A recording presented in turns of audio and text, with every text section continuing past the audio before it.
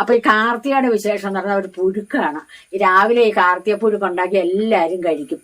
അതിന് വേണ്ടി ഞാൻ ഇന്നൊരു കാർത്തിക പുഴുക്കാണ് ഉണ്ടാക്കാൻ പോകുന്നത്. അപ്പൊ ഒരു കാര്യമുണ്ട്, ഈ മാസമല്ല ഇപ്പോഴല്ലേ കാർത്തിക വരാൻ പോണല്ലേ? അപ്പൊ കാർത്തിക വരാൻ പോകുന്നുള്ളു. അപ്പൊ നിങ്ങളും ഈ പ്രാവശ്യം ഒരു കാർത്തിക പുഴുക്ക് അല്ലെ ഉണ്ടാക്കി നോക്കി. ഇനി കാർത്തികയ്ക്ക് ഉണ്ടായില്ലേ, എപ്പോ ഉണ്ടാക്കിയാലും ഇതിന് രുചിയുണ്ട്. രുചി എന്ന് പറഞ്ഞാൽ കാർത്തിക പുഴുക്ക് എന്ന് പറയുമ്പോൾ ഒരു പ്രത്യേകതയാണ് അതിന്. ആണ്.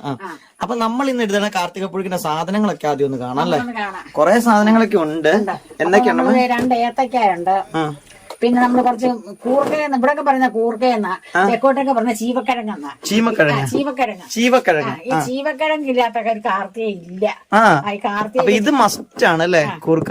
അപ്പൊ ഞാൻ ഈ കൂർക്ക വാങ്ങിച്ചപ്പോ ഒരു കാര്യം സംഭവിച്ചോട്ടെ നിങ്ങൾ. അത് ഞാന് ഇത് ഉണ്ടാക്കാനുള്ള എളുപ്പത്തിന് വേണ്ടിയിട്ട് ഇതൊക്കെ ക്ലീൻ ചെയ്യണല്ലോ. അപ്പൊ ഞാൻ ഏറ്റവും വലുത് നോക്കി എടുത്തോണ്ട് വന്നു. അപ്പൊ അമ്മ പറഞ്ഞു വലുത് ഇനി രുചിയില്ലെന്ന് പറഞ്ഞു. എങ്ങനെയാണോ അമ്മ? രുചി കുറവാന്ന് പറഞ്ഞു. കൂർക്ക എപ്പോഴും ചെറുത് വേണം എടുക്കാന്ന് പറഞ്ഞു.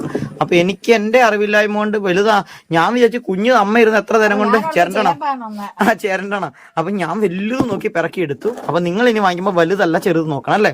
ഈ ചീവക്കിഴങ്ങ് കൃഷി ഞങ്ങളുടെ അവിടെ എല്ലാവർക്കും ഉണ്ടായിരുന്നു. അത് ഈ കാർത്തിക സമയമൊക്കെ ആകുമ്പോഴേ എല്ലാരും പറിച്ചെടുക്കും. വൃശ്ചികമാസത്തിലാണ് ഇത് കാർത്തിക പറിക്കുന്നത്.